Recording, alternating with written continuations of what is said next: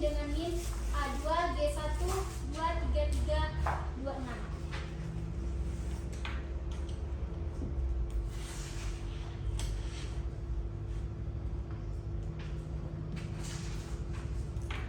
Baiklah, adapun poin-poin yang akan saya jelaskan pada hari ini yaitu yang pertama identitas diri, yang kedua pengalaman bermakna, yang ketiga desain inovasi, keempat rencana tidak lanjut, dan yang kelima paradigma baru terhadap guru.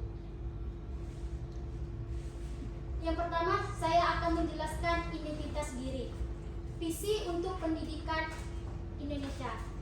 Menurut saya ingin menciptakan sistem pendidikan yang mampu menghasilkan generasi penerus bangsa yang memiliki karakter yang kuat, berakhlak mulia, dan serta semangat belajar yang tinggi, sehingga nantinya bisa menciptakan peserta didik yang kreatif sesuai dengan Undang-Undang Nomor 20 Tahun 2003 tentang Sistem Pendidikan Nasional. Selanjutnya yaitu visi pribadi saya sebagai seorang guru. Nantinya saya ingin menjadi guru yang menyenangkan bagi peserta didik, guru yang kreatif, guru yang inovatif, dan guru yang berwawasan luas yang bisa memahami setiap kebutuhan peserta didik yang kita ketahui sangat beragam. Serta saya ingin menciptakan lingkungan belajar yang aman, nyaman, dan berpihak kepada peserta didik.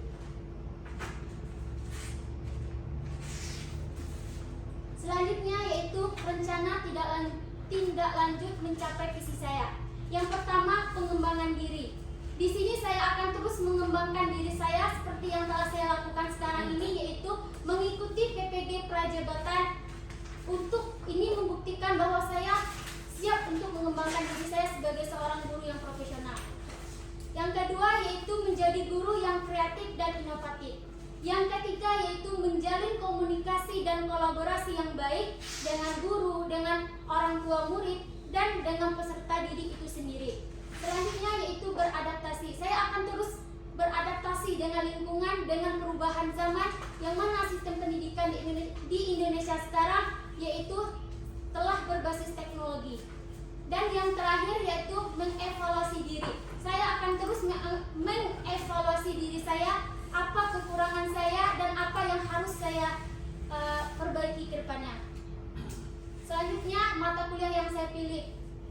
Selama saya mengikuti PPG Prajabatan ini hampir 1 tahun, banyak sekali ilmu yang telah saya dapatkan dari mata kuliah tersebut, dan mata kuliah yang saya pilih yaitu literasi dasar.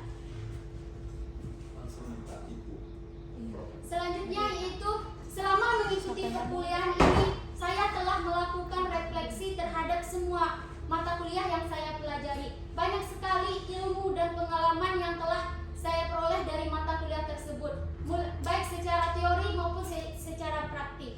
Berdasarkan refleksi yang telah saya lakukan, terdapat mata kuliah yang sangat paling bermakna bagi saya yaitu literasi dasar. Karena apa? Kenapa saya harus memilih literasi dasar? Karena pada mata kuliah ini saya mengetahui bahwa persoalan literasi masih menjadi hal yang harus dibenahi di Indonesia. Bukan hanya itu saja. Pada mata kuliah literasi ini saya memperoleh berbagai pengetahuan kegiatan literasi yang bisa dilakukan oleh seorang guru di sekolah tersebut. Selanjutnya, pembelajaran bermakna. Saya telah memilih literasi dasar sebagai mata kuliah yang saya paling bermakna, dan pembelajaran yang saya pilih itu pada topik 4 tentang lingkungan kaya literasi. Pada pembelajaran ini saya mempelajari tentang lingkungan kelas yang sangat berpengaruh terhadap motivasi belajar peserta didik, lingkungan kelas yang dibentuk dengan berbagai macam, baik secara tulisan, gambar, ataupun buku bacaan. Itu merupakan kelas yang kaya akan literasi.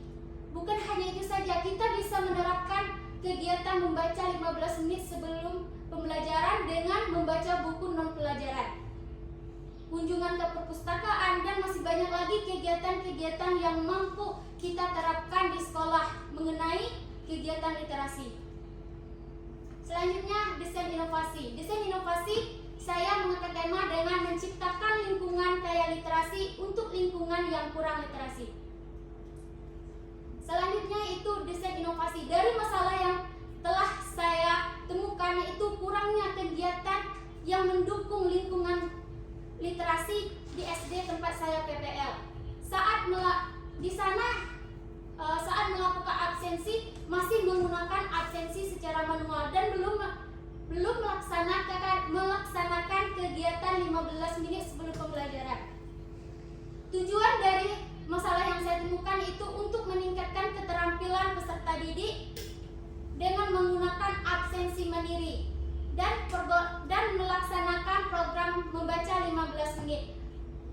Saya berharap dengan saya menginovasikan dari masalah tersebut, saya berharap peserta didik bisa lebih bertanggung jawab dan bisa meningkatkan literasi membaca mereka.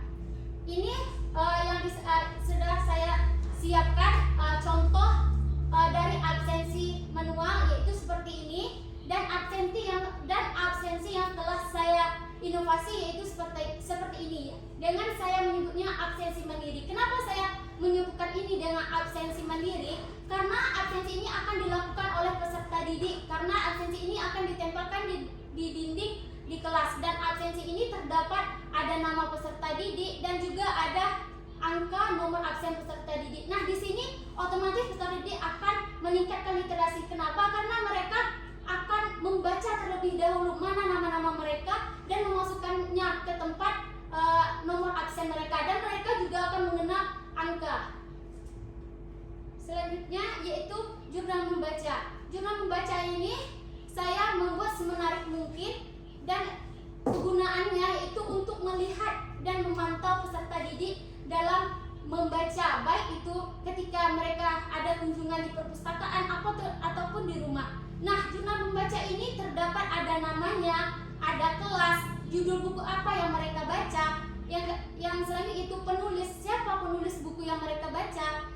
Selanjutnya tanggal membaca, apakah dari butuh 3 hari atau 2 hari mereka selesai membaca buku, atau butuh satu jam untuk membaca buku seperti buku cerita. Selanjutnya itu apa saja nama tokoh-tokoh yang ada dalam buku cerita tersebut. Selanjutnya yaitu apa saja kosakata baru yang mereka dapatkan dari membaca buku cerita tersebut. Selanjutnya kesimpulan. Kenapa saya meletakkan tanda tangan guru dan orang tua di sana? Karena menurut saya ketika berkunjung ke perpustakaan, ketika mereka membaca di sekolah itu bisa dilihat dan dipantau oleh guru. Tapi jika mereka membaca di rumah itu bisa dilihat dan dipantau oleh orang tua mereka. Jadi sehingga terjadilah kolaborasi antara guru dengan peserta didik dengan orang tua, dan orang tua dengan guru. Selanjutnya itu artefak pembelajaran yang mendukung refleksi saya itu pada elaborasi pemahaman. Elaborasi pemahaman itu adalah tagihan pada mata kuliah topik 4 yaitu esai, sesuai dengan judul inovasi saya tadi. Esai yang saya buat itu tentang menciptakan lingkungan kaya literasi untuk lingkungan yang kurang literasi. Selanjutnya aksi nyata. Aksi nyata itu juga sebagai pendukung refleksi saya, dan yang terakhir buku panduan literasi dasar itu merupakan tagihan ujian akhir semester saya. Nah, di sana itu terdapat program-program yang bisa diterapkan di sekolah dasar. Selanjutnya yaitu rencana tindak lanjut saya. Yang pertama, melakukan refleksi terhadap inovasi yang saya lakukan. Yang kedua, membuat lingkungan yang kaya literasi lebih menarik lagi. Yang ketiga, berkolaborasi dengan teman saya sehingga dapat pengalaman dan juga masukan dari teman saya. Dan yang terakhir itu berkolaborasi dengan guru agar dapat menerapkan absensi dan jurnal membaca untuk menunjang literasi yang ada di kelas mereka atau yang ada di sekolah tersebut. Selanjutnya, paradigma baru terhadap makna guru bagi saya. Setelah saya mempelajari mata kuliah di PPG ini, saya menemukan makna guru yang baru.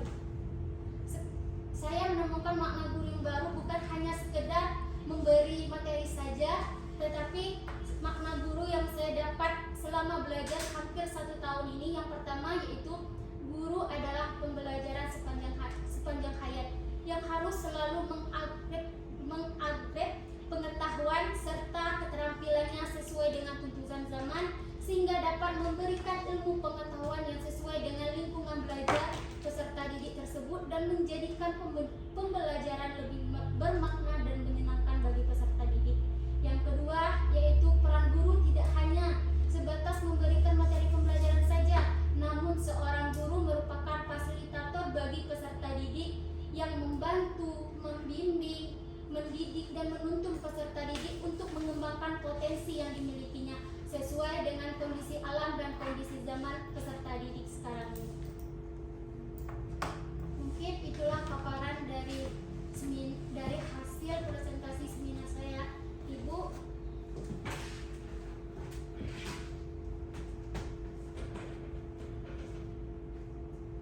Terima kasih kepada Saudari Titin. Mohon izin Ibu untuk kredit selanjutnya berupa sesi tanya jawab dan juga dari Ibu Prof. Vinasari. Mari Ibu kami persilakan.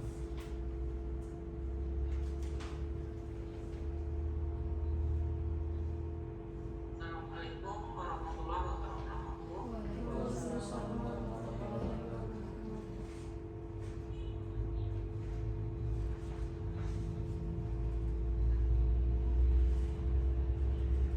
Kita mahasiswa sekalian, masyarakat kita, ya, saudara Idin,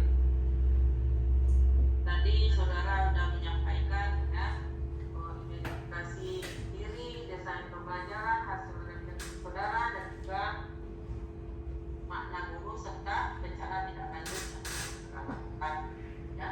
Nah, yang lebar menyampaikan di antaranya visi saudara itu adalah ingin menjadi guru yang kreatif dan menjadi pembelajaran yang menjadi menyenangkan, ya. Nah, ini itu saudara sudah melakukan desain inovasi, ya. Tadi desain inovasinya itu diantaranya itu melakukan, kalau biasanya itu sebelum pembelajaran menggunakan waktu yang lama juga ya untuk melakukan absen terhadap siswa-siswanya. Nah, ini untuk menghemat waktu, ya, salah satunya saudara melakukan inovasi yaitu membuat siswa untuk melaksanakan absen secara sendiri. Nah, ini berarti setiap hari ditempel apa? Airin? Izin menjawab Ibu, kalau untuk itu presentasinya itu udah ditempel di dinding. Kalau untuk nama-namanya itu sudah diletakkan per kantong Ibu.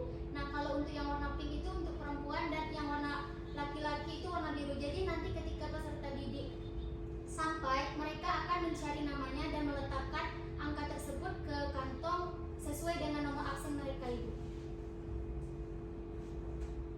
Ini ada mana caranya itu? Dibuat di dalam apa? Dalam bentuk apa gitu? Nanti ditempelkan saja di dinding, Bu. Nanti jadi ketika guru masuk, guru mengecek apakah benar mereka jujur, apakah mereka sudah mengabsensi, apakah mereka benar-benar hadir atau tidak, Ibu.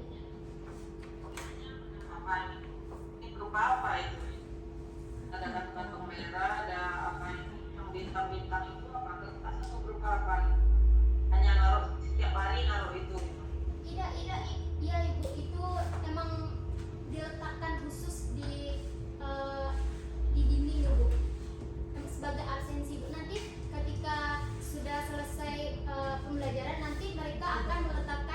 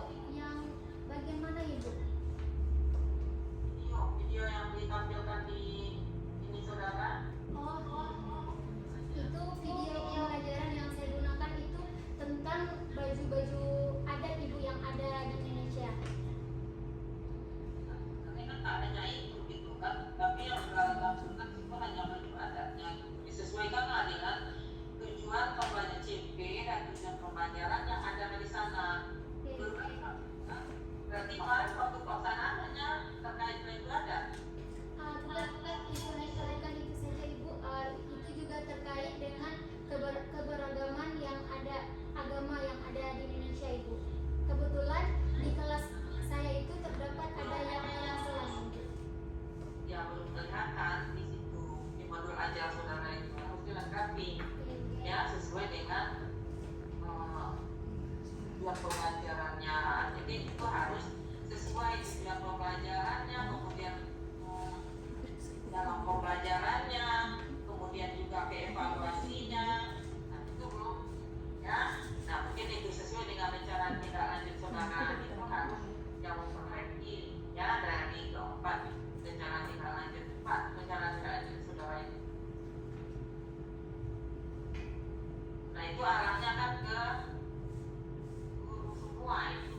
Nah terhadap kegiatan ke siswanya juga harus ya. Nah mungkin itu saja Pak Reza. Terima kasih. Assalamualaikum warahmatullahi Waalaikumsalam.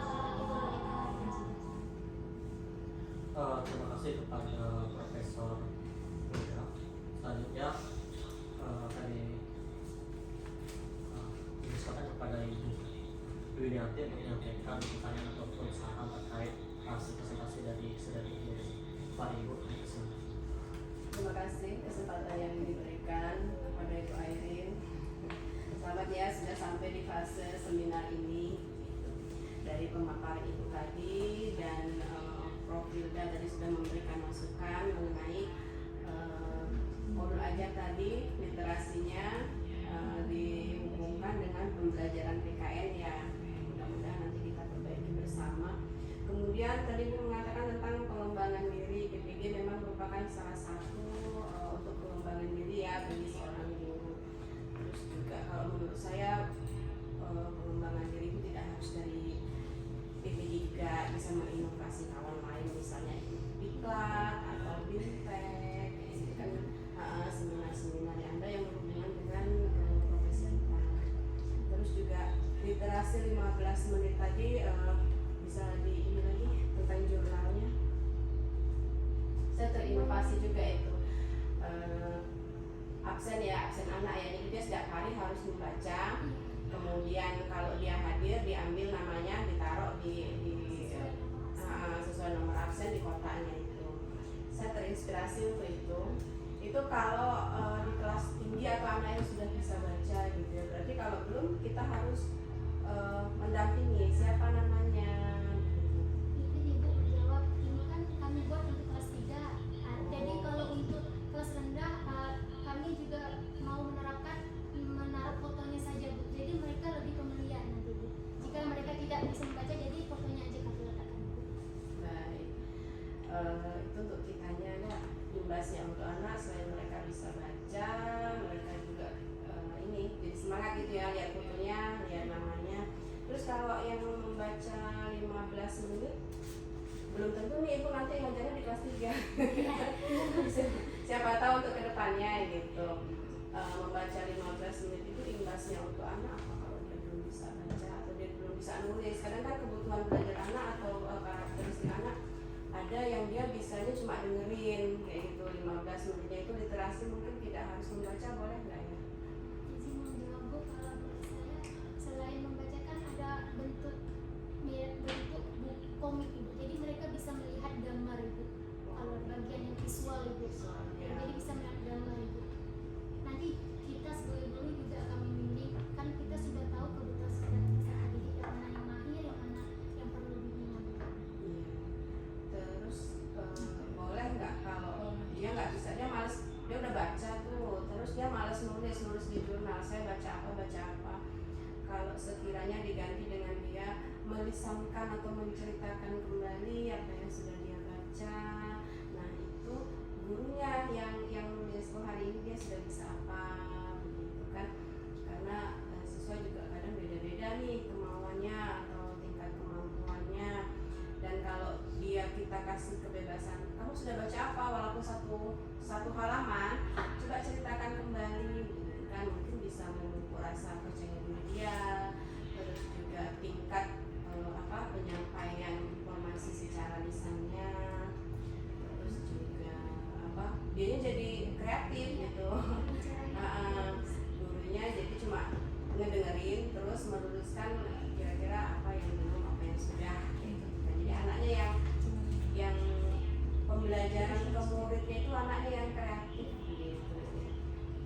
saya itu bagus sekali inovasinya. Prof, nanti saya mau nyoba ini di kelas saya. Absen secara ini ya, berarti buatnya pakai kertas karton ya. Kertas karton itu yang bintang-bintang itu dari apa? Dari kertas juga.